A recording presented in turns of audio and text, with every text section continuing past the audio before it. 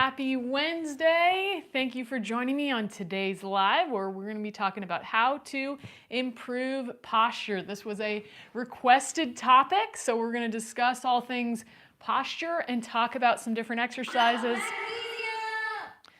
Sorry, always forgetting to turn on the volume on my turn off the volume on my laptop so I can answer your chats on here. Okay, we'll give it a minute.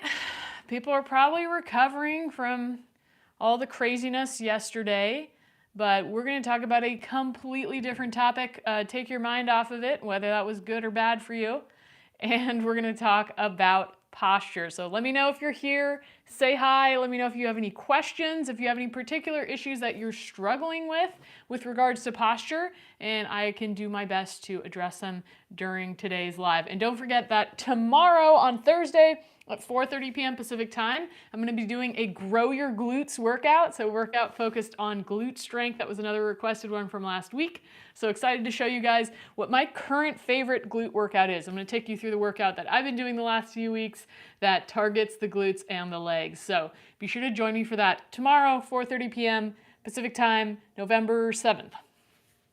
Okay, so today we're talking about how to improve posture. Okay, so posture, improving posture is a number of things. So it would be nice if it was as easy as just adding a couple exercises to your workout routine and that would improve your posture. But there's more to it because, of course, our workouts are only a small portion of our day and our posture is affected by everything we do and what we do the majority of the time in our life. Hi, Elena. Thanks for joining, and thank you. Appreciate it. So our posture, one key element of posture is awareness. So becoming aware of what our posture is when we're doing the normal things that we're doing during the day, when I'm doing this live, when I'm driving a car, when I'm sitting in a chair, because your body is going to adapt to what you do most frequently. So if you want to change your posture, you need to first bring awareness to what you are doing now. Hi, Jez. Thanks for joining. There's also going to be positioning. So positioning of perhaps your pelvis or your neck or your back, and that's going to tie into that awareness because being able to change the positioning is going to be tied to your awareness of it and your awareness of how to adjust that positioning.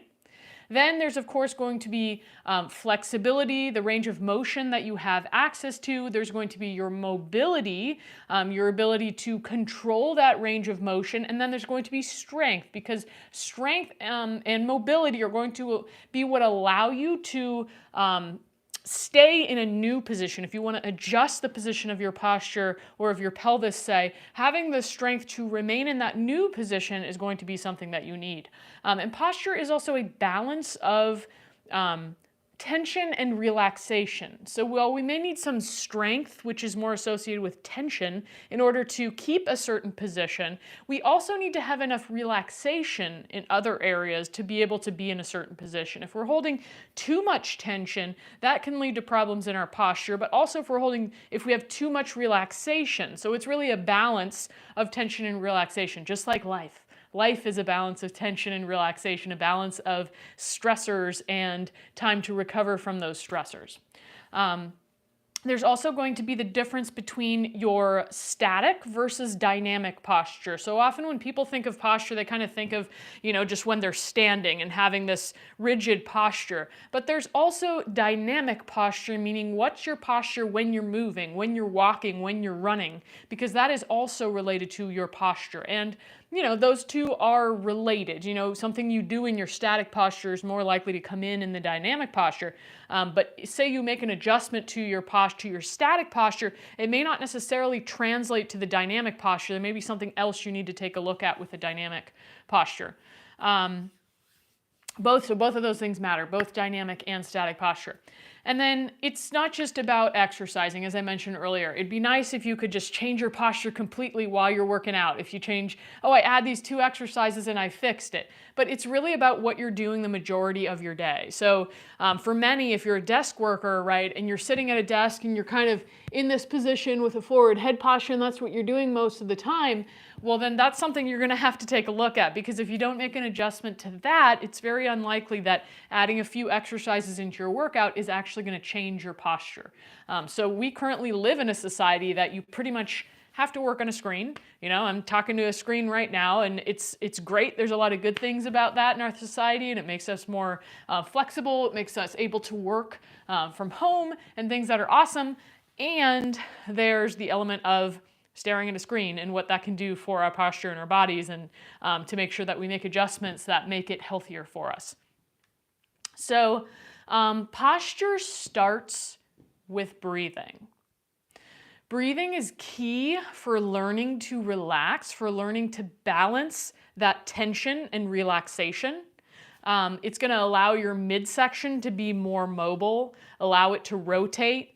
You're going to want to check in with yourself throughout the day and see, are you breathing into your chest, shallow breath, right? Which, just looking at myself doing that makes me feel kind of stressed. Or are you breathing into your belly? Okay, so that's one important thing to start to notice. Hi, Darth Yoda. Thanks for joining. We're talking about posture. Let me know if you have any questions. Yep, we got a cute kitty back there, grooming himself. Okay, so breathing is going to really affect the flexibility of your shoulders and your upper back.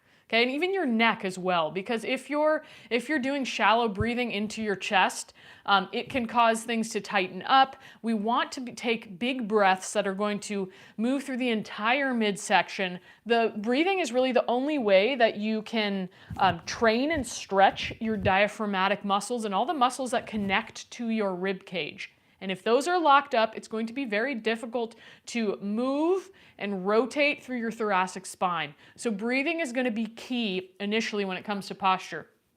Slow, relaxed nasal belly breathing is a great way to start. If you're a Kettlebell Solo member, you know we do this at the end of our sessions, which is a great place to start. So that would be just laying down in a relaxed position, breathing in and out through the nose, into the belly, inflating the belly, and exhaling the belly. And as you get more proficient at that, you notice, well, when you're breathing into your belly, you're not just breathing into your belly, you're really breathing into your whole midsection, but ideally you want the belly to start to rise and then it to move upwards into the chest as well. Okay, so if you are not practicing your breathing regularly and you want to make changes to your posture, I would highly recommend doing some breathing, because this is also really going to help with that awareness that I mentioned before. And if you don't have the awareness of what is tight or what's restricting you, it's going to be very difficult to make changes to your posture. Hi, Rohit. Thanks for joining. So what areas to focus on? If you're trying to improve your posture, what are some areas to focus on? And these are going to be the areas that are likely causing some issues for you if you're having problems with posture. Be your neck, your shoulders, your thoracic spine, your pelvis, hips, hamstrings, and ankles. So those are kind of going to be the main areas. Rohit, we're talking about posture right now. So we're discussing how to improve posture. So how do you know that you may be experiencing problems with your posture? That would be if, first of all, you're noticing, like maybe you notice in a picture or video that like you're having bad posture when you're standing, right? Maybe you're experiencing tightness or pain in different areas of your body. Neck is a common one. So maybe you're experiencing a lot of tension in the back of your neck, or it's causing headaches. So there could be different indicators to you that you need some work on your posture. Probably all of us could bring some more awareness to it, and it would be helpful for us. Hi there, thanks for joining us. Okay, so let's talk about the approach to improving posture. And this is general outlines that I would give. So improving awareness and positioning, as I mentioned before, improving your awareness of what's going on and then making adjustments to it would be with joint mobility and breath work. Okay, so that breath work is going to show you what areas perhaps are restricted. It's going to allow you to better relax. And then joint mobility is going to bring you awareness to where your joints are currently at, what are maybe some tensions you're experiencing in the muscles around them, and to know where to focus some of that awareness. Thanks for joining from Austria, and thanks for joining from England. Appreciate it. Kay, good question. You said walking barefoot can improve posture. Absolutely, walking barefoot is great. It's really good for your feet and your ankles, and that has translation all the way up through the body. Okay, so then we're going to want to improve our range of motion with flexibility and mobility exercises. Okay, so improving range of motion is going to help us with being able to make adjustments and going to release some of that tension from some of those different areas. And the mobility will help us if maybe areas are overly relaxed and need more tension. So flexibility and mobility will improve the range of motion. Then strength and mobility exercises, because those are actually very similar, strength and mobility. If you're not sure why, feel free to ask me and I can expand on it. Those are going to help you maintain new positions. So you kind of open up that range of motion with the flexibility and mobility, then use the mobility and strength to help you solidify a new position that is better for your posture. And then you want to also bring awareness to what you normally do throughout the day and adjust as necessary. Because as I mentioned, what you normally do throughout the day is likely going to have a bigger effect than just what you're doing in a workout. Okay, so paying attention to what you're normally doing and making those adjustments when you're sitting at your desk. You know, you notice that you're kind of hunching forward. Can you make small adjustments? Can you bring your shoulders down? Can you maybe find a chair or a standing position that better allows you to stay in the posture that you want? Can you take a split stance while you're working at your computer and relieve some of that stress on your back? So, we're going to go through those different areas of the body, and I'm going to give you a few different examples of things that you can start to work on to bring awareness to your posture and to make some changes. So with the neck, it's going to start with joint mobility. As I mentioned, that's going to bring that awareness.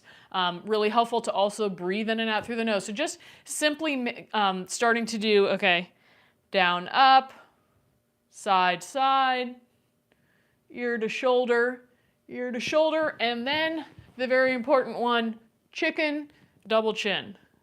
Okay? And using these joint mobility exercises to check in with where are you holding tension in your neck and finding center, like especially with this chicken double chin, okay? This is going to be a common one if you're driving and sitting at a desk a lot. Throughout the day, paying attention to can you glide your chin back a little bit so that your head sits more directly over your spine. Okay, so again, those joint mobility exercises are just going to help you bring awareness to the range of motion of the different joints and how you can make some adjustments to help you have better posture. Hi, Bullseye Ben. Thanks for joining. Hi, Chenille. Thanks for being here. Oh, Ben, I'm glad to hear that it helped with your crossbow efforts. That's awesome. Okay. So, besides joint mobility for the neck, we can continue on. I talked about stretching and mobility for increasing range of motion. So, for example, gently using your hand to help you increase that range of motion and give you a bigger stretch. Same idea here, right? Same idea here. You could pull to one side, okay? So stretching to gently, and I really encourage gently because you don't want to be putting yourself into pain or extreme discomfort. You just slowly want to work it over time. And this will also give you an idea of imbalances from side to side. Maybe one side is fine and the other side, ooh, you feel it's really tight on the neck. So that's going to bring some awareness. Again, okay, maybe I need to work on the range of motion here, but very gently. I need to glide my chin back while I do it. Okay, so starting to do the stretching. Then, gentle isometrics can be a great way to build some strength in your neck, okay? So again, with any of these ranges of motion, you could do an isometric. So you could gently push into your head and push your head into your hand, and then you're starting to build a little bit of strength in that range of motion. Okay, another great one to do if you're struggling with tension in the back of the neck. You have forward head posture for spending a lot of time on a screen. There's one you can do at night before you go to bed. I used to do this one quite frequently. So say this is your pillow. It's a nice yoga bolster, but you could use either a bolster or just a regular pillow. And when you're going to bed at night, as you're laying on your pillow, what you're going to do is you're just going to do, as if you're giving yourself a double chin, glide the chin back and gently push the back of the neck into the pillow or the bolster. Okay, and you'll feel a gentle bit of work on the back of the neck. Okay, so then you rest, give yourself 10 to 15 seconds rest, and then you do it again. And maybe start with just 5 or 6 seconds, maybe 3 to 5 reps, okay? And you just do that before you go to bed at night to start to strengthen your neck and try to work into getting back to a more normal posture instead of the head being forward, okay? Because it is a combination of flexibility and strength, which is essentially mobility, okay? So needing to do some stretching on the neck, but also needing to strengthen the muscles of the neck. There's muscles in there, just like any other areas of the body, so we can work on that. Hi, Sancho. Thanks for joining. Definitely stay tuned here as we're talking about our posture and how to improve it.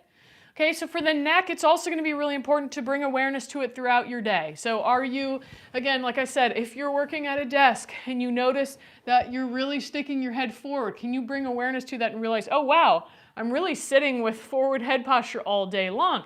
Can I, a few times a day, do a few chicken double chins and kind of recalibrate and realize, okay, I need to be back here and adjust that. So giving yourself a little check throughout the day, because again, if you're doing this all day long, it's going to be very difficult to change it with just one exercise at night. You need to bring awareness to it throughout your day. Setting up your workspace so that it doesn't encourage forward head posture, okay? Setting up, maybe that means bringing your screen back a little bit so you don't feel like you need to lean forward to see it, okay? Setting yourself up with either a standing area or seated in a way that's better for your posture and doesn't force you to have to stick your neck forward in order to see the screen. Okay, if that means you're having a hard time reading it, maybe you need some glasses to make sure that you're not sticking your head forward. Whatever that is, setting up your workspace so it doesn't encourage the forward head posture throughout the day. Okay, so that's my brief on the neck. Let me know if you have questions on that.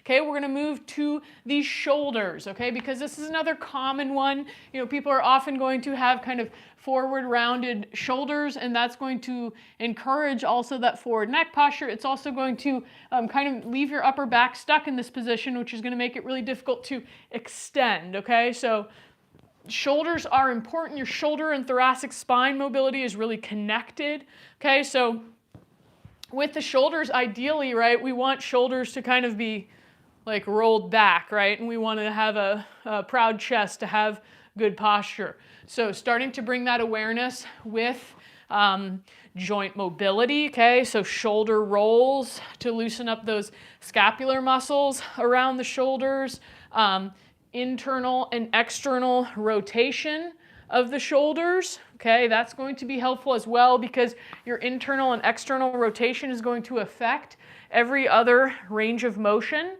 of the shoulder, either chicken wings or full shoulder circles. Another good one to bring awareness, making sure that you're going in each direction. Breath work is going to be important for your shoulders because if your thoracic spine, your upper spine, all the muscles around your rib cage are chronically tight, it's going to limit your shoulders' range of motion. Okay, if your back is kind of stuck in this rounded position, it's going to automatically put your shoulders in that forward position. So making sure that you are practicing your breath work, which is going to loosen up the muscles of the diaphragm, going to help you with better range of motion in your thoracic spine, and that's going to loosen up your shoulders as well. Strengthening and stretching in the range of motion that you need work in. So perhaps you are very limited on your internal range of motion, internal rotation of your shoulder, or one side is more limited. That could be an indication of an area to work on. Stretching it and strengthening it, ideally initially with isometrics. Okay, and then again, awareness throughout your day. Okay, are you really thrusting your shoulders forward with what you're doing? Can you do a few rolls throughout the day and kind of help you reset your shoulders where you'd like them to be?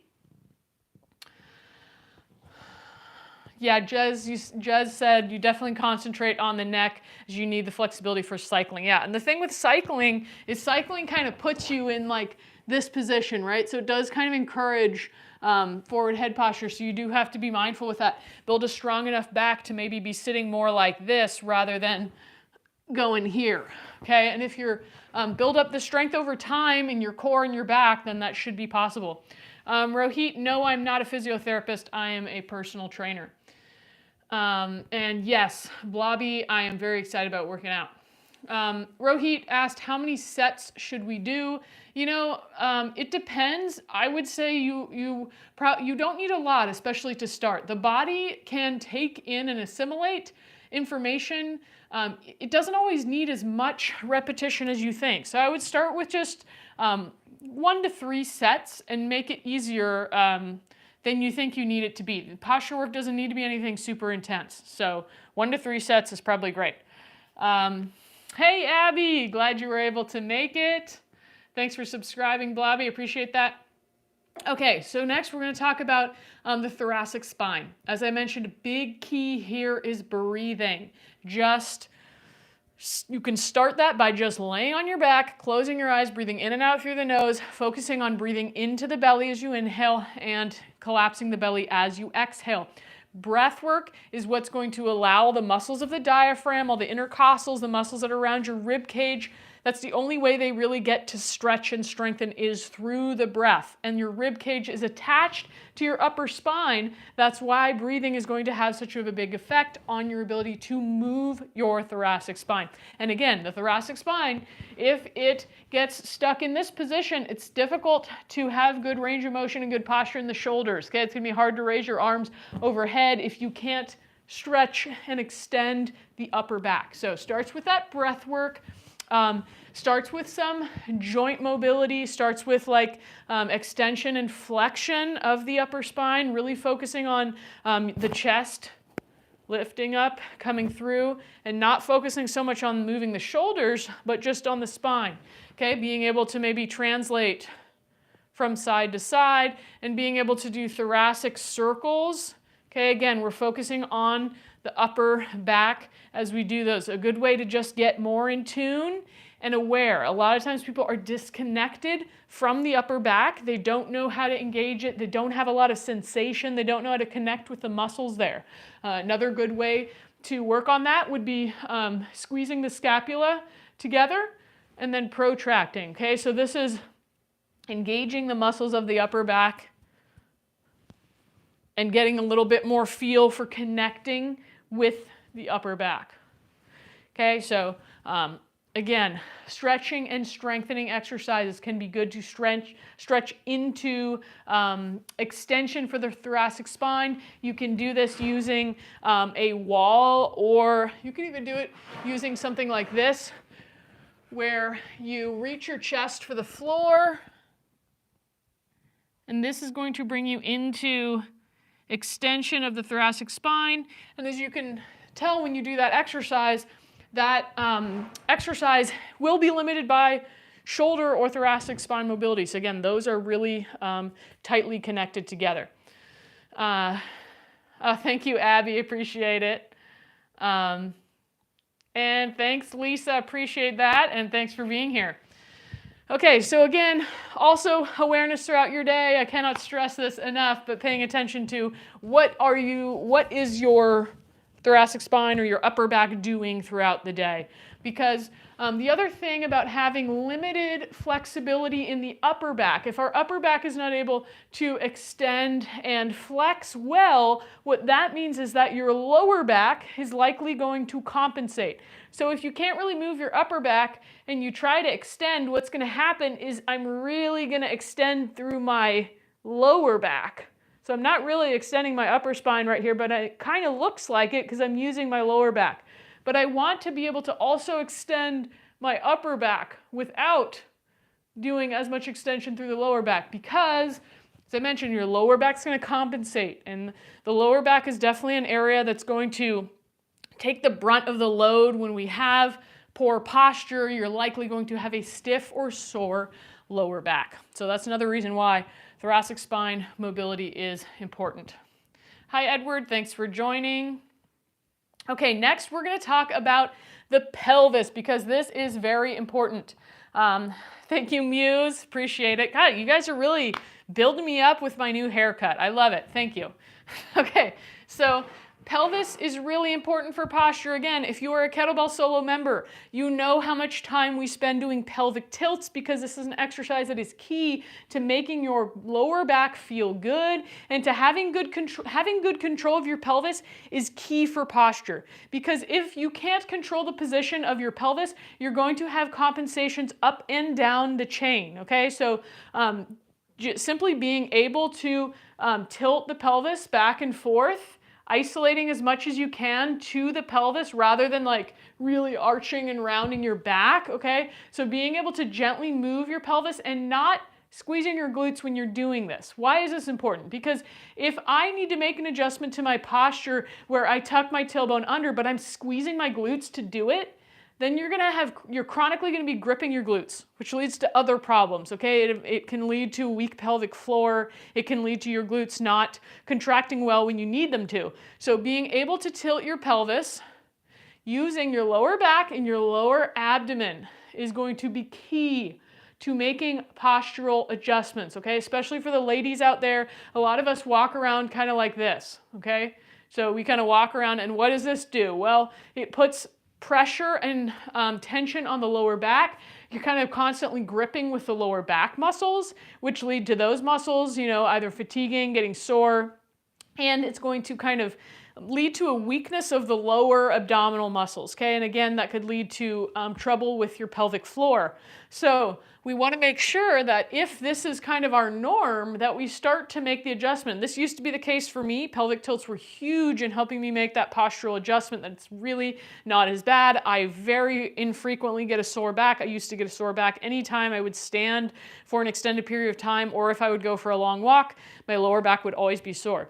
So just practicing these tilts can start to help us bring awareness to, okay, when I'm going throughout my day, how can I notice I'm starting to dump into my lower back. I can just make a gentle adjustment and, okay, I've kind of corrected that, make sure my glutes are relaxed, and that's going to help, again, with the posture up and down the chain. If you are stuck here, there's going to be other compensations, right? The hip flexors are also going to be in this kind of lengthened position. You're going to be kind of in a slight flexion of the hip rather than the hip flexors being extended there. So they're actually going to be a little bit shortened there. So that can lead to some issues. And then, of course, you're probably going to hypercompensate, but kind of bringing your shoulders back. And again, all puts extra stress on the lower back.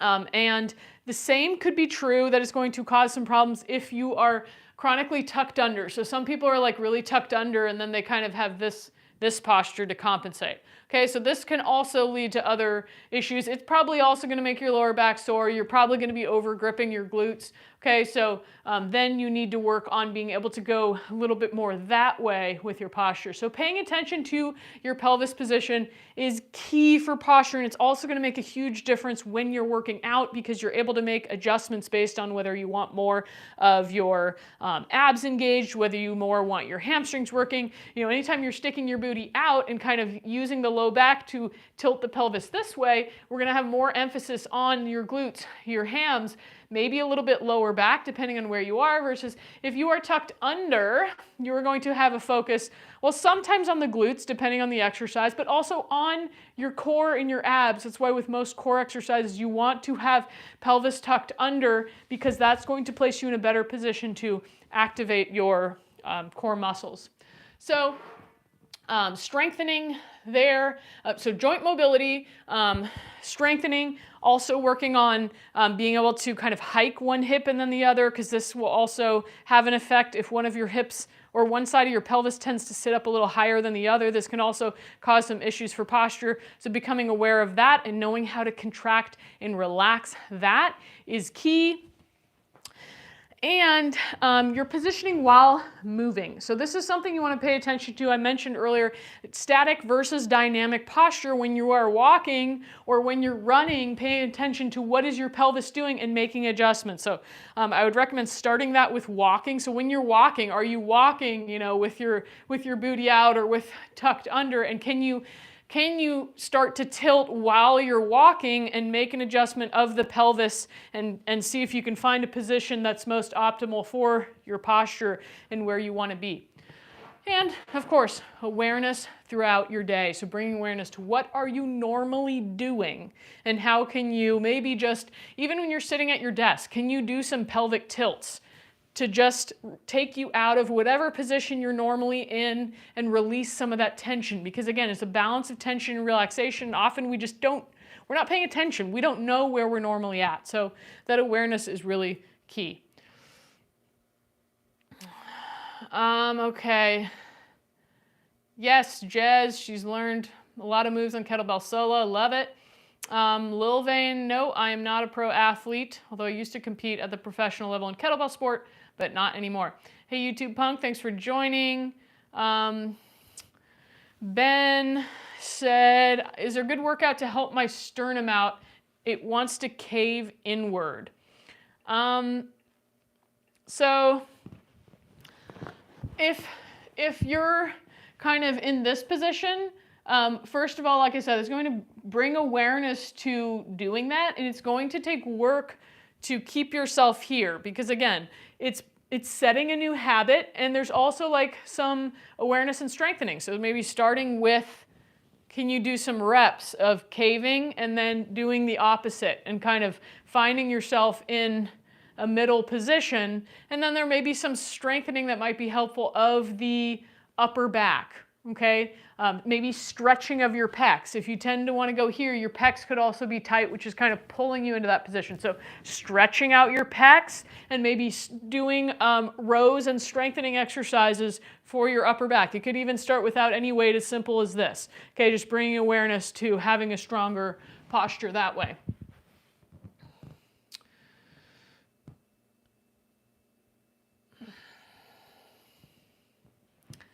Yes, Jez.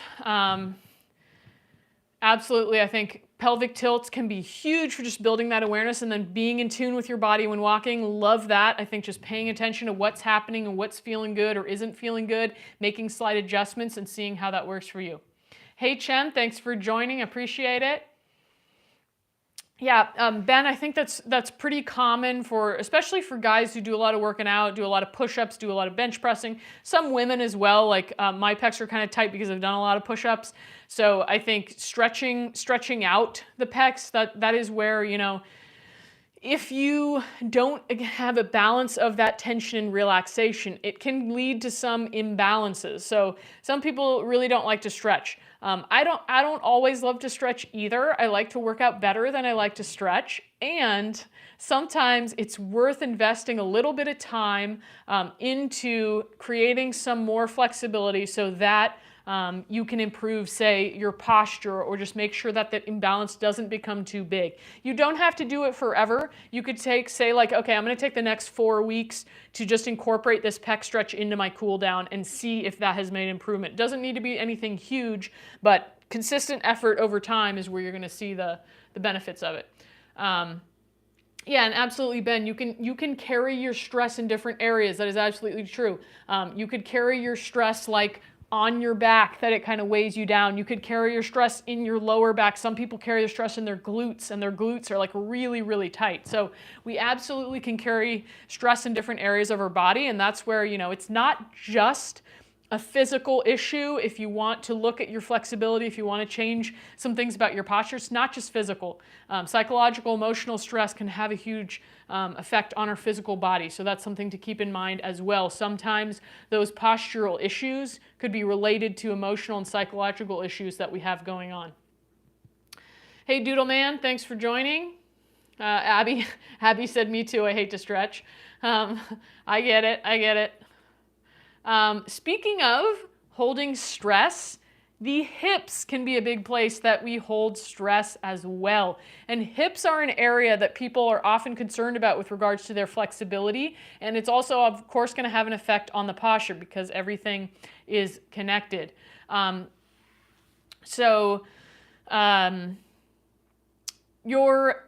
when people have tension in their hips or they have tightness in their hips, they think, I need to stretch my hips to loosen them up. This could be the case. Or it could be the case that your hips need strength. Your hip flexors in particular need strength. Sometimes that tension is there because you need strength. Your nervous system is saying it's not safe to use these ranges of motion because we don't have strength there. And again, that comes into why mobility is so important, because mobility is like flexibility plus strength, so that you're able to actively control the range of motion. So for your hips, of course, the pelvic tilt is going to be related to the hips as well, because your pelvic tilt will kind of work and engage your hip flexors a little bit. But for your hips, another way that you can go through joint mobility would be something like a hip car or a hip circle, where you take your hip through its full range of motion, slow and gentle, and again, tuning in to see where do you feel stiffness or tightnesses, because a lot of times, postural things are going to come from other issues with our flexibility and mobility, or that balance of tension relaxation. So if we can kind of mobilize things, even a small difference in your range of motion or your mobility can make a big difference in your posture. Okay, so gently exploring the range of motion of your hips, and maybe taking a look at any differences you notice from side to side. Another easy, gentle one for hip mobility is just big hip circles. Okay, and again, going slow, going out into the sides, back and around, and noticing, okay, what's the difference from one side to the other? Are we noticing, this side is tighter here, or are we noticing a little bit of pain on this side?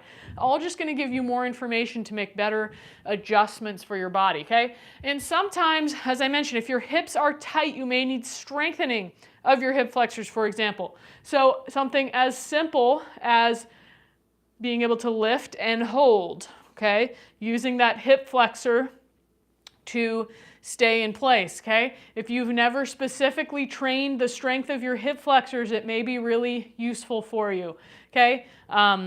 From here, if you want to make it more difficult, strengthening, stretching the leg out and strengthening. You can do seated exercises for your hip flexors as well. Simple as like picking up the leg and slowly bringing it back down to the ground. Warning, these can cause some cramping if you've never done it before. But really good way to get better in tune with your hip flexors and strengthen those hip flexors, because I do think that is helpful for overall mobility and your posture as a whole. Ben said, I wish I carried my stress in my stomach so I could have a nice 6 or 8 pack. I don't know if that's how it works. I don't think carrying your stress in your stomach would give you a 6 or 8 pack, but that's funny.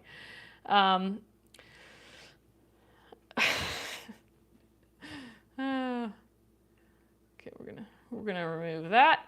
Okay, so let's move on to hamstrings. Okay, Sam has a comment here. When I was doing a ton of kettlebells, I overdeveloped my hamstrings and was overtraining my hip flexors, and my back was killing me for years till I figured it out. That's interesting. How did you figure that out, Sam? What was the turning point for you? That's an interesting one. Oh, your hip flexors were underdeveloped. Got it. You were. Yeah, I think imbalance is often what leads to pain or injury. Okay, so if it's an balance of tension and relaxation, if it's an imbalance between different muscle groups, if it's an imbalance from side to side, we're all a little imbalanced. We're never going to have a perfect balance, right? But the greater that imbalance becomes, the greater your risk for injury becomes. And that's where, you have to be the best personal trainer, doctor, and physical therapist for yourself, because none of us can go to the doctor and physical therapist every day and have them analyzing all these things. Like, you are the person who is living inside your body and observing what's happening with your body when you're going about your day and doing things that you're doing, and when you feel pain or discomfort. This is all information, and I want to empower you to know that you're the best person to make assessments and to figure out what direction to move into. And sometimes it's just taking a step and seeing, okay, did that work well or not? And then you can either keep going down that path, or you can make an adjustment and try to go a different way and see how that goes. But it's really your journey and your process to figure out, including with this posture stuff. And yes, Ben, you're right. Nutrition is very important as well. Sam, you said you stopped doing kettlebells as much, switched to running and endurance athletics, your back pain stops and your hamstrings were less tight. Yeah, you know, I think when I was doing kettlebell sport and doing tons of volume and reps of kettlebell training, I would notice that if I went too long of a period just focusing on the kettlebells and all the hinging and I didn't focus on my mobility and stretching, my lower back would start to hurt. And I would realize, oh, I'm neglecting my mobility. I need to start doing more mobility because I'm doing so much of this hinging. I need to balance it out. But it's like anything. Doing an extreme or tons of volume of something generally leads to imbalance. It's best to do things in moderation and find a balance. Abby, you said, Britt, did you ever try to get into CrossFit? Thank God, no, because I think I probably would have been really good at pushing myself hard at it. And I'm really glad that I didn't do it because I think I would have hurt myself. I did not ever get into CrossFit. I have done maybe a handful of CrossFit classes ever. I had a friend who owned a CrossFit gym, so I went to a few workouts, which I enjoyed, but I was already far enough down my overtraining path that I realized it was not a good track for me to go on. And I've never really been into the idea of doing tons of reps of Olympic lifts. I just think it's a very technical thing and shouldn't be programmed that way, in my opinion. Doodleman said, does overdeveloping the hip flexor make your hips tilt forward? Maybe. Maybe it could, but it might not. I think you probably don't want to find out. You probably just want to give yourself a little bit of stimulus, but not go overboard with it. Chanel, you said, while starting to do kettlebell swings, sometimes I get lower back pain even though I hinge. Chanel, I would recommend do you get lower back pain while you do deadlifts? You may want to work on strengthening up your glutes, your hamstrings, and your lower back before doing kettlebell swings. If it's causing pain, any exercise that causes pain, I would recommend stopping the exercise. Don't do the exercise. Doesn't mean you can never do it again, but stop doing it. See if you can address making sure that you have good form in your hinge and build up more strength in other areas and come back to it later. Because if any exercise is causing pain or discomfort, it's not worth doing. There's no exercise that offers enough benefit to outweigh that it's causing pain or discomfort to your body. Because in the long run, that is not going to help you. And there's plenty of other exercises that you can train your glutes and hamstrings besides kettlebell swings. Okay, so we got a couple other areas to talk about with posture. Hamstrings, okay? Because if your hamstrings are really tight, this can affect your posture, but also can be really uncomfortable. Okay, so for your hamstrings, a few things that I've found to be useful as far as hamstring mobility. One thing I found really useful is nerve flossing. Nerve flossing essentially means that you're kind of talking to your nerves and helping your body tolerate the nerve tension and talking to your nervous system to reduce that nerve tension over time. Because again, tension is usually there because your nervous system is saying it's not safe to go here. We don't have the strength to go here, okay? So if you're, one exercise I really like to do is like, one leg comes back, the other leg is forward. This is the leg you're working on. You keep it as straight as you can, and you may need to go up higher depending on how tight your hamstrings are. But you can go here, or you could go all the way to the floor if you're quite flexible. If they were that flexible, you might not even need this drill. Okay, so what you're going to do is you're then going to do a pelvic tilt. So you tuck under and then lift up the back of your pelvis. Okay, so this is going to increase a stretch here and then release it. Increase it. Release it. So that's how we're kind of flossing the nerve. We're not holding it for a really long time because if you hold with a lot of nerve tension, you can cause damage to your nerves. So you don't want to do that. You want to just a second or two, okay, and then tuck. Okay, that's a great way to talk to your hamstrings. Then you can compare. Whew, my left hamstring already feels looser than the other. Okay, and then other side. Now, this kind of feels like a bit of a magic trick. And of course, when you do it, you're going to go to bed and the next day your hamstrings are going to be tight again because anything that you do, you're going to have to do it over time in order to get a lasting result. You can't just do it once and then your hamstrings are flexible. It's just like, oh, I'm going to do one squat and then my legs are going to be really strong. You have to train it over time.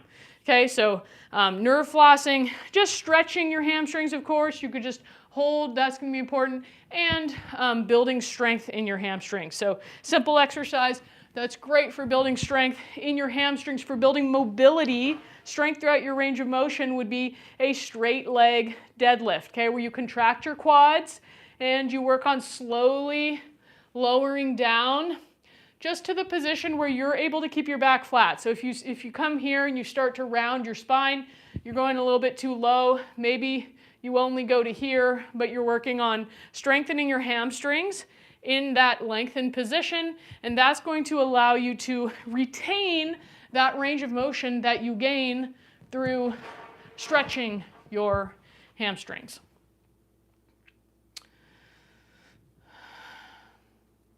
Hey Willie, thanks for joining.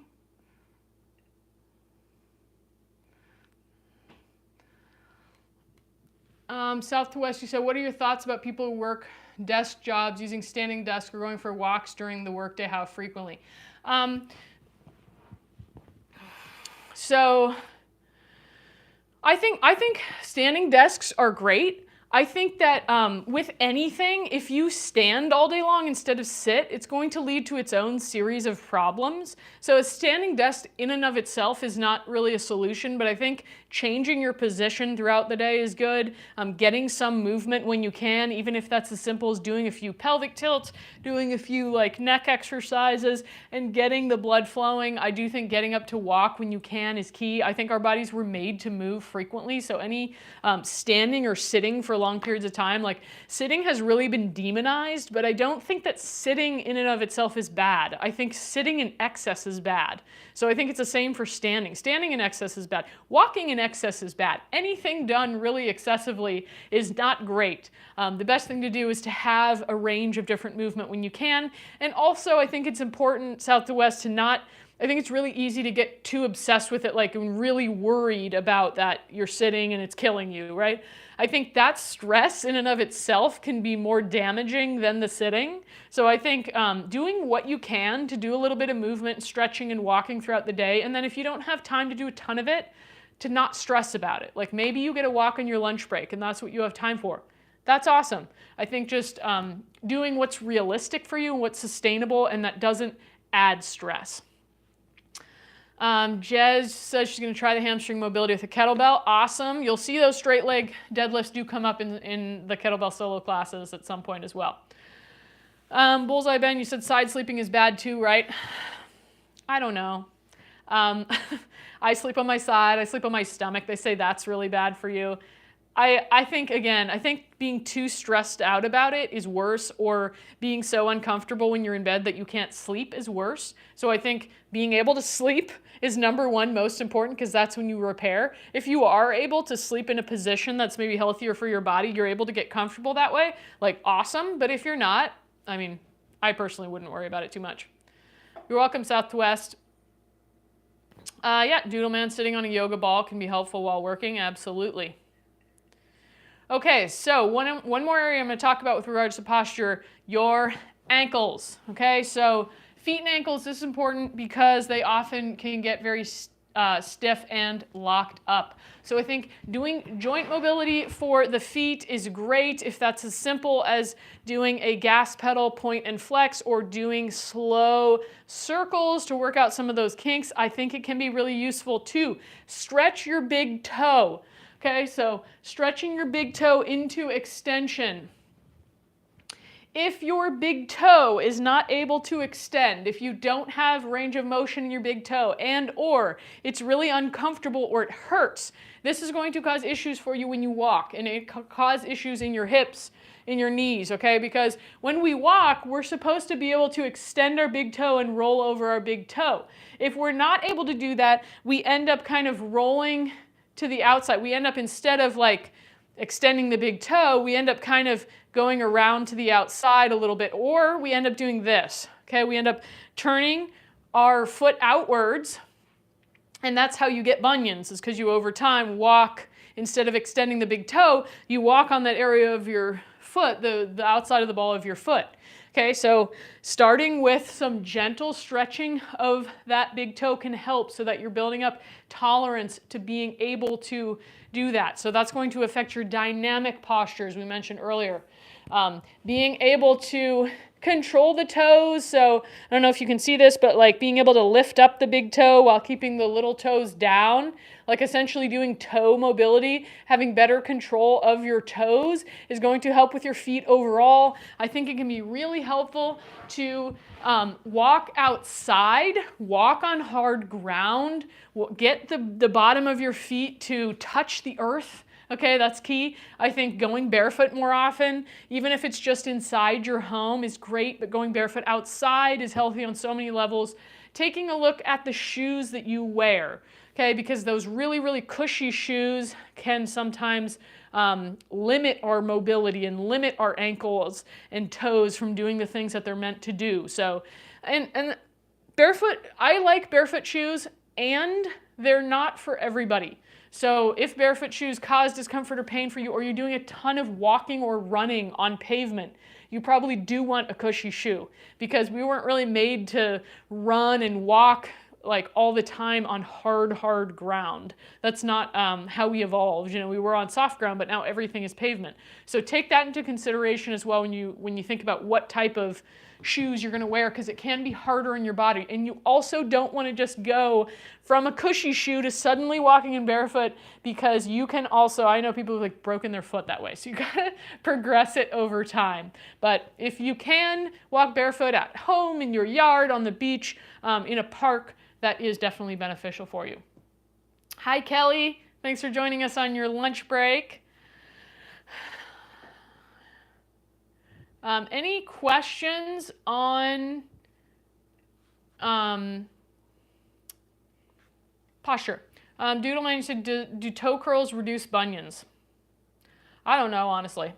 I don't think toe curls, I don't think there's any one exercise that will like solve or reduce bunions. I don't think that is the case. So I think it's probably more of a holistic thing you want to take a look at. I think if you have bunions, definitely take a look at your big toe extension, your ability to control your big toe, like your big toes approaching your big toe range of motion like your hamstring range of motion. Are you able to like move your big toe up and down? Are you able to like move it in different directions? Are you able to stretch it into, you know, flexion and extension? Are you able to, you know, do some isometrics with your big toe and have some strength in that big toe? Because if you haven't been walking over your big toe, then your big toe has likely gotten weak in addition to lost its range of motion.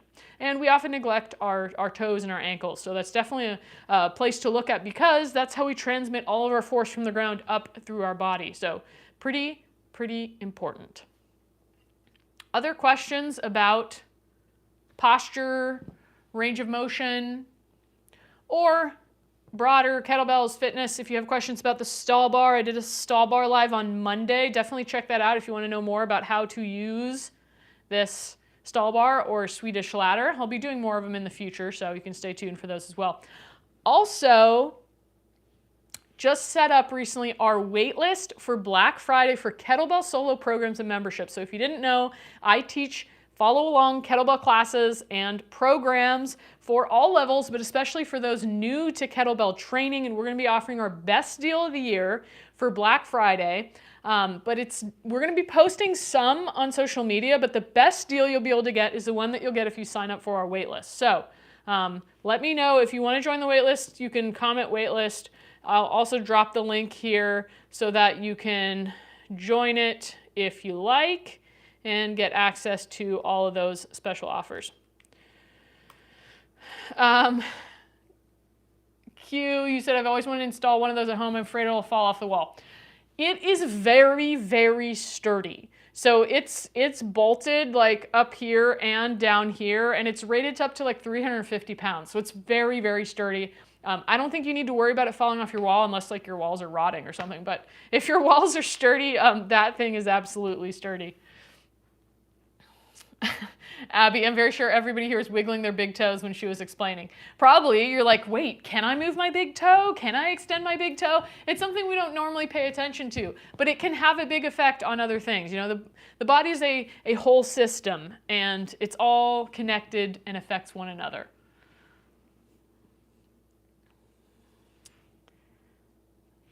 Yes, Jez says, can highly recommend joining, being a new member myself.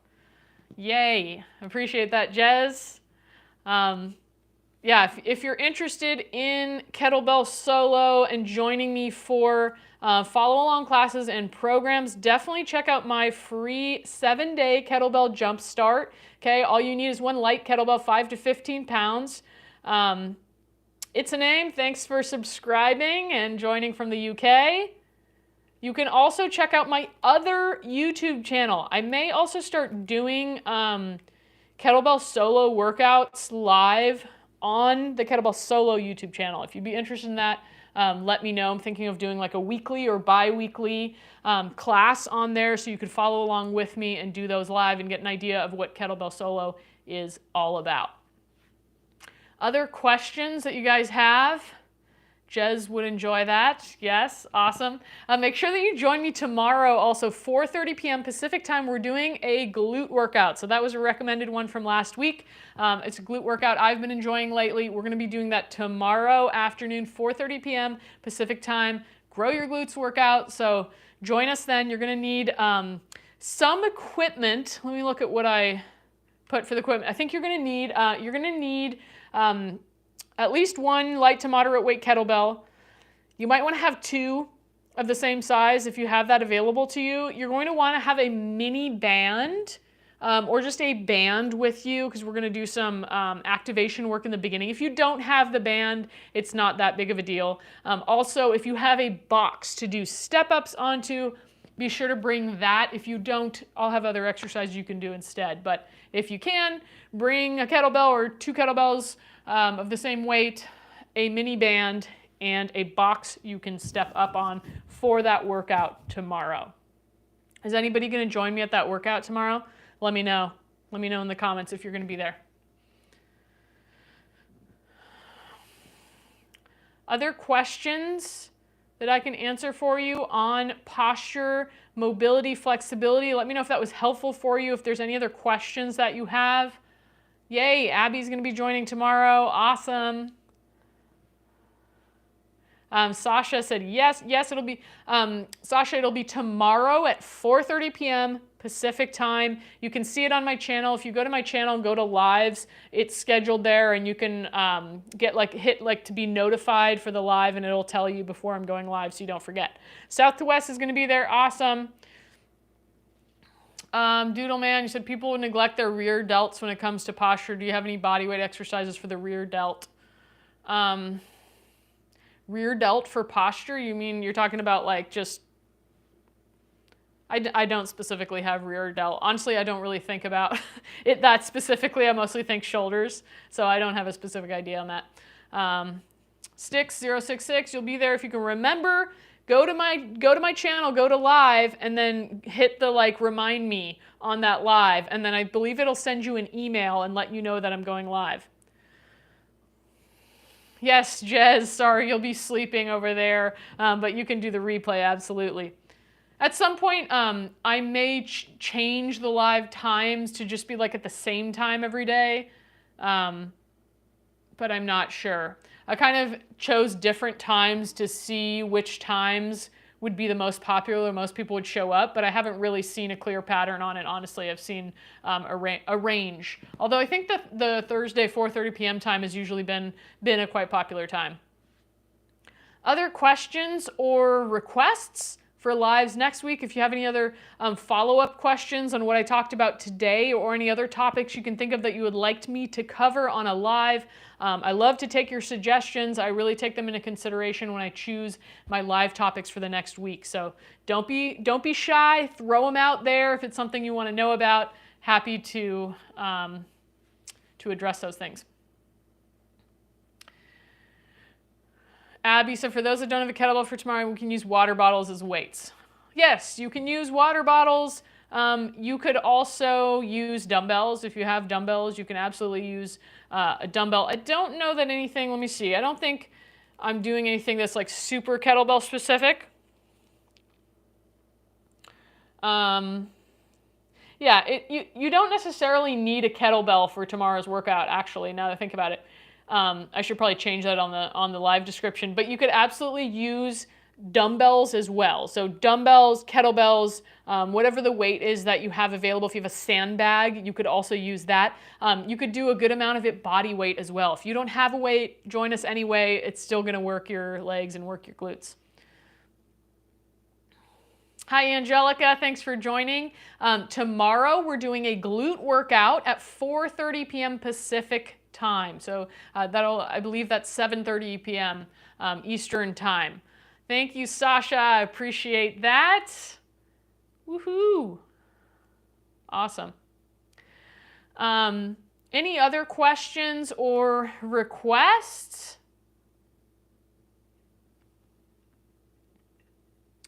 Questions or requests? Other workouts that you guys want to see me share on here? Happy to share. It could be beyond kettlebell training. I don't have a ton of dumbbells, but I could do like a single dumbbell workout. I could do a sandbag workout. I am thinking about doing like a parallel workout for anybody who's interested in that. You would be able to do some of it without the parallettes, but not all of it. Chanel, you said, is doing HIIT or slow pace using kettlebell good for weight loss?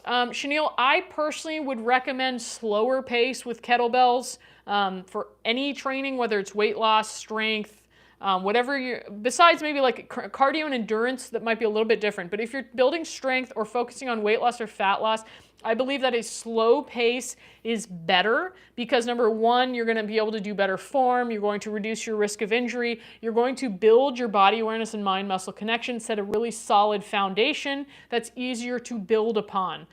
Plus, HIIT training can sometimes because of the intensity, it can be harder to recover from. So I think the real key to weight loss and fat loss that's sustainable is a workout program that's sustainable over time. And sometimes we easily burn ourselves out with HIIT training or really intense training. So slow pace, in my opinion, is the place to be, especially when you first start.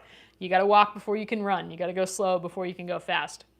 You're welcome, Angelica. Okay, Elena, you had a topic suggestion, recovery practice. Elena, can you tell me what you mean exactly by that? Because I'm not totally sure what you mean by recovery practice, but I want to be able to add it to the list of topics. You're welcome, Chanel. Let me know if you have any other questions. Hey, really appreciate your super, Sasha. You guys, it really helps me when you drop supers in here because it allows me to place more of my focus on these lives, okay, and to put more effort and energy into them. If they're bringing in a bit more revenue, it's motivating for me to be doing them more times per week, and it makes sense for me to share as much information with you guys as possible. So really appreciate you supporting with your supers. Thank you. South to West, you said maybe how to plan a workout schedule with running. You love to have a schedule every day. I feel like I did that. So I did a live that was how to structure your workout. So that's essentially my guidelines on that. I can drop the link in here for what I talked about with that, how to structure your workouts, because that is a very common question. It's very difficult for me to give a general specific workout program for everybody. It really depends on your goals. So the outline, here is how I would recommend structuring your workouts. I talked about that in that live. I just dropped the link there. But good idea for a topic because it was a requested one that we've done, and we may be able to do it again.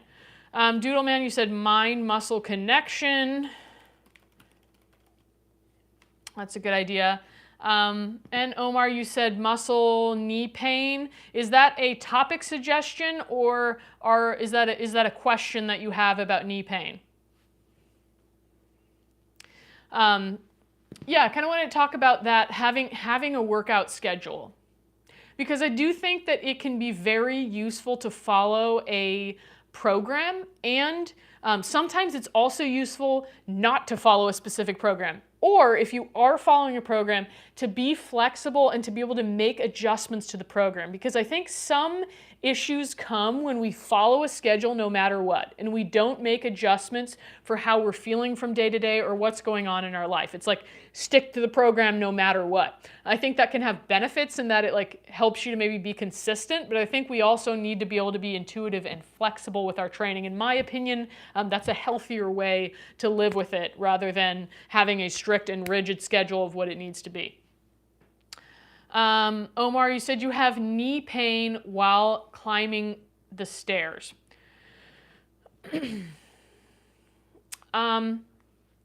So if you're having knee pain, one of the things I would take a look at is your lower body strength and strengthening the muscles around your knee in a way that is pain-free. Okay, so making sure that your quads, your hip flexors, your glutes, your calves are all strong. And if you're having knee pain, sometimes that can prevent you from, you can feel like you might not be able to do certain exercises. For example, if squats are painful for you with your knee, you might be like, well, I can't do squats. That's not necessarily true. You can adjust your squats. Number one, you can reduce range of motion. So reduce the range of motion to where you're able to squat without pain. So maybe if you're doing a body weight squat, you get to here and you go, ow, it hurts there. Okay, well, I can't do squats. Not necessarily true. You can make adjustments to your squats. One adjustment you could do is put something behind you. This is going to increase the level of safety and stability your body feels. And you don't need to go as low. So you're potentially avoiding the pain areas for your knee while still strengthening your legs. Because reduced range of motion, people think, oh, that doesn't do anything. It absolutely does. You're still getting the work, and it actually has carryover to deeper ranges. So if you practice just this range here, it actually will transfer to you getting stronger to be able to go lower later. So I think making adjustments to exercises so that you can do them pain-free. If that's not pain-free, using something to support you. So for example, if you have something like a TRX or something you could hold onto to support you when you do your squat, and you can take some of your body weight off.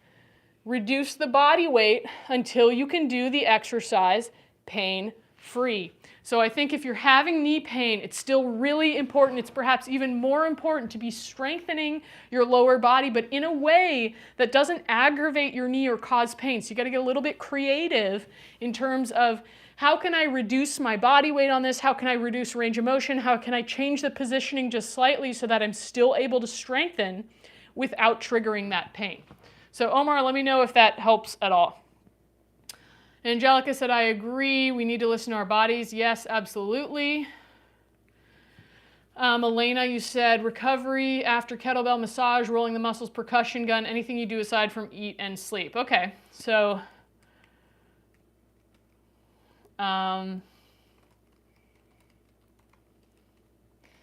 I really think that the main thing in my opinion, the main thing for recovery is taking enough rest days.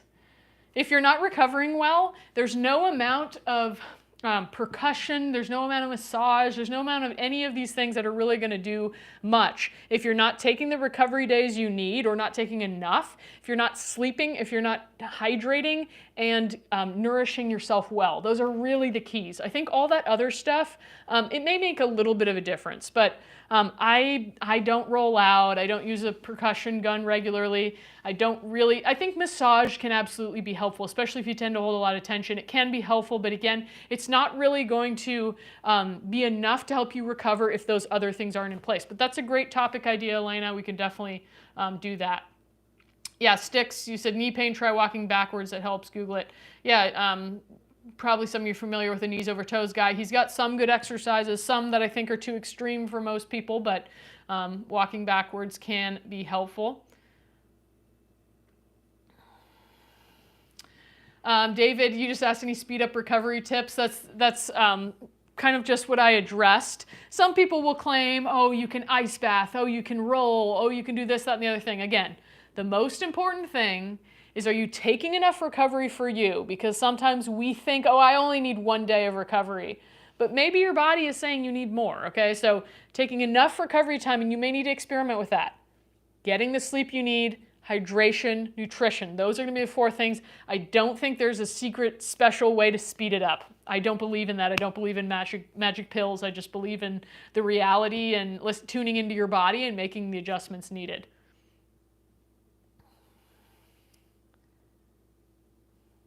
Yeah, Angelica, you said the same with lower back pain. We need to keep the back neutral, avoid arching the back with some kind of exercise, but the right posture. Absolutely. I talked about this earlier in the live. I don't know if you were here, but the pelvic tilt is a great exercise. If you're having lower back pain, practicing this exercise is a great way to bring awareness to your pelvic position so that you can make adjustments. It's a great way to loosen up your lower back if it feels stiff, and can be really, really useful if you experience lower back pain.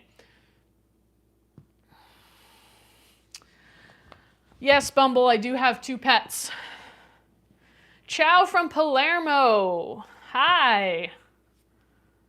Thanks for joining. I happen to be learning Italian, so I always like it when people join from Italy.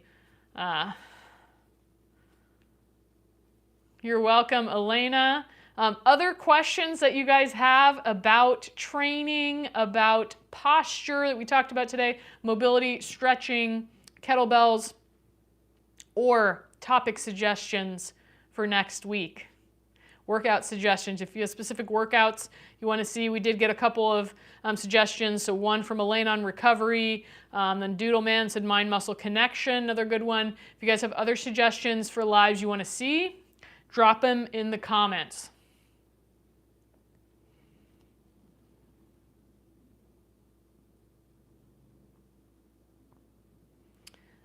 Choco, full burpee workout live. Is that yeah, I'm going to say no to the bikini workout. So inappropriate comments on my body are not welcome. So if you want to do that, then go elsewhere or you will be blocked. Full burpee workout. I rarely do burpees anymore, so that is very unlikely to happen, but I'll take it into consideration. Are you going to do that, or you just want to watch me suffer? How do you target the obliques? There's different ways to target the obliques. Rotation is one of the main ways. Rotating type exercises are going to target your obliques. One of my absolute favorite kettlebell exercises to target the obliques is the shoulder rainbow here. Excellent oblique exercise, so highly recommend trying that if you're looking to target your obliques.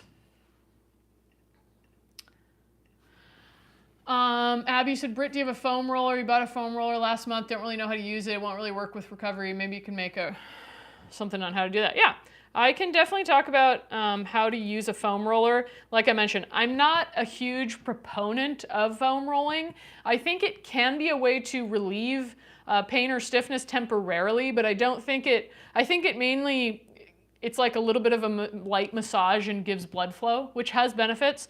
It's not like a fix-all type of thing.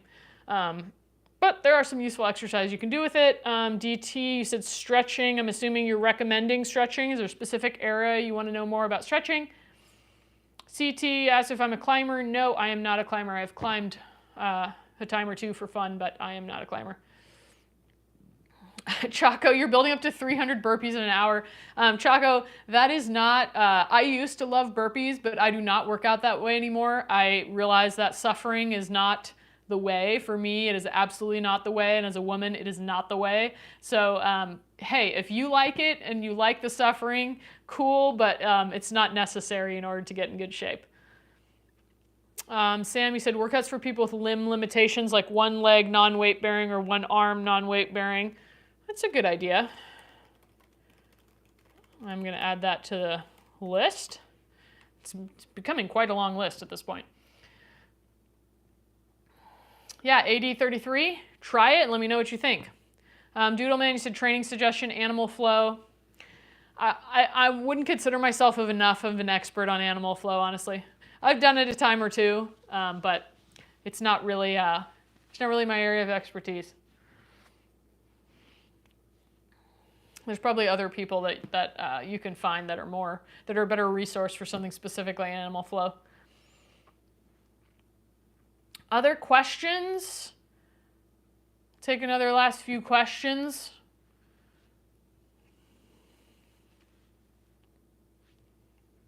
Or suggestions.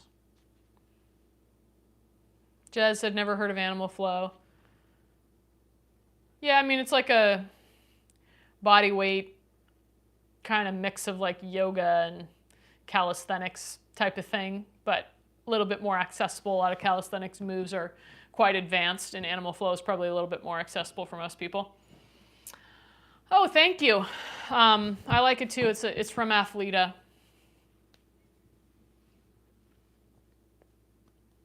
Thank you, Angelica. I appreciate that comment. She said, I really love your way of training, realistic view of what really works for us women specifically and in the long run. Thank you.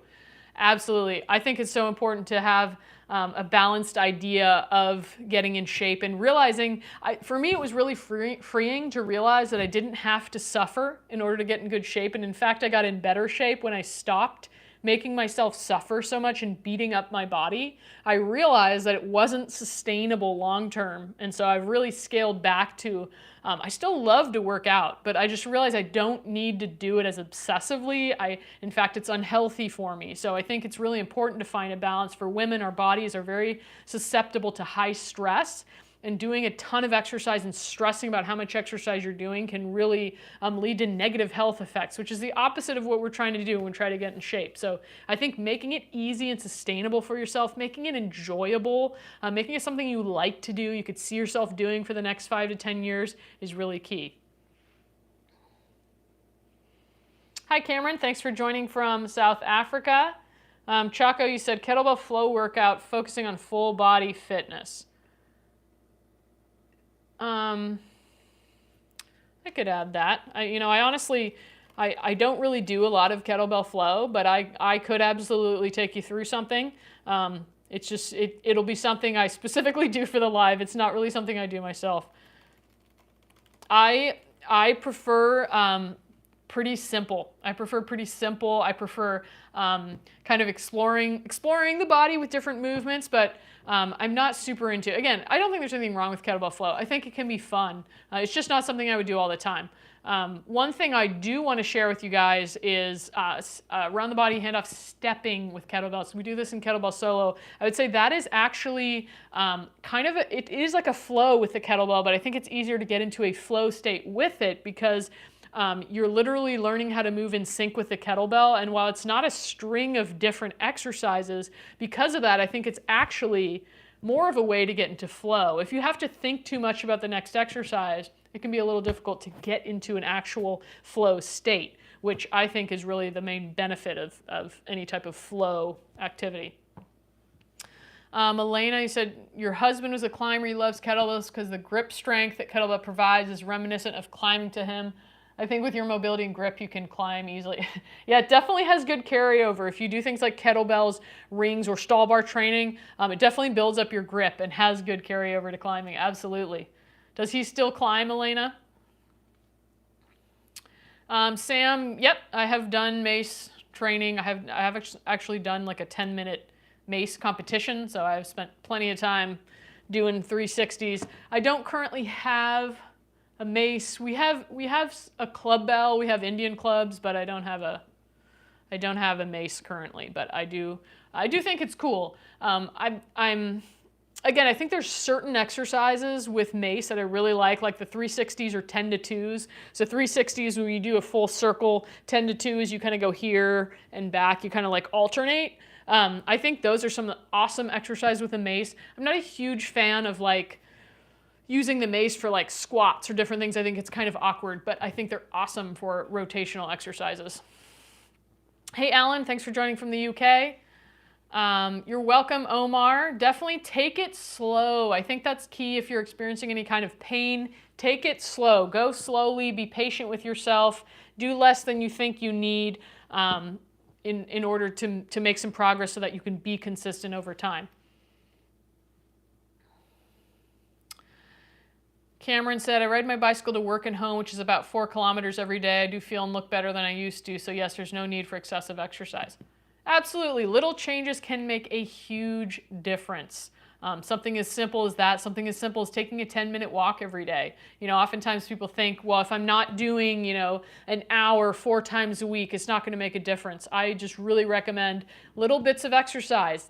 Start with a little bit. You can always add more later, but even a little bit, it adds up and it really does make a difference. So, you know, if thinking about starting a workout program where you're training for 4 hours every week seems really daunting, maybe just start with walking 10 minutes 3 times a week. Just start with something simple, you know, make it really easy for yourself because you can always build on it later, and you're better off doing less initially than you are starting with the bar too high. You burn out or injure yourself and then you're completely out and it's hard to get remotivated again. So a little bit is actually better than a lot. Cameron, I don't really do yoga. I used to. I had a period of time where I was really into hot yoga, and I was doing that all the time. I was really into like Bikram yoga and different things, but I don't really do yoga. I prefer kind of following my own flow of what feels good for my body, but I have enjoyed it over time. I think if you enjoy yoga, it's awesome. I like that yoga emphasizes going slowly. I like that it emphasizes holding postures. It emphasizes breathing. I think all those things have a lot of benefit. Physically, psychologically, and emotionally. Yonari said, what would you say is beneficial for someone with scoliosis? Well, Yonar, it's difficult for me to say without knowing more. Like, I don't know how extreme your case of scoliosis is, but I think for someone with scoliosis, absolutely exercising is important for anybody. So I think finding a type of exercise that you enjoy, that feels good, and that allows you to continue feeling good, that doesn't cause pain or discomfort for you, making adjustments for your body. So I think strength training is a great option, whether it's body weight or whether it's kettlebells or dumbbells or whatever it is, and making adjustments for areas where it maybe will cause pain or discomfort. Of course, always getting cleared with your doctor first, especially if it's an extreme case of scoliosis. But I think strength training can very often help many different conditions that people are struggling with, because getting stronger in your body, getting more in tune with your body, building your mind-muscle connection is most of the time only incredibly beneficial. Any other last questions before I sign off today? Make sure that you join me tomorrow, 4:30 p.m. for a glute workout. If you want to join the wait list and get access to the best deal of the year on kettlebell solo programs and membership, you're definitely going to want to check this out. We have a lot of different programs. Most of them you only need one light kettlebell.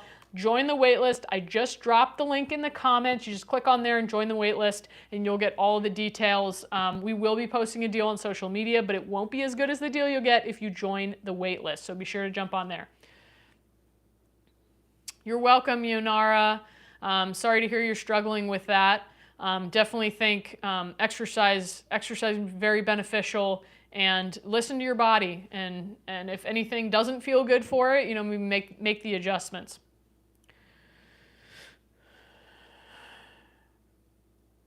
Thanks, Cameron. I already am a personal trainer. I've been a personal trainer for a long time, but I appreciate you saying that.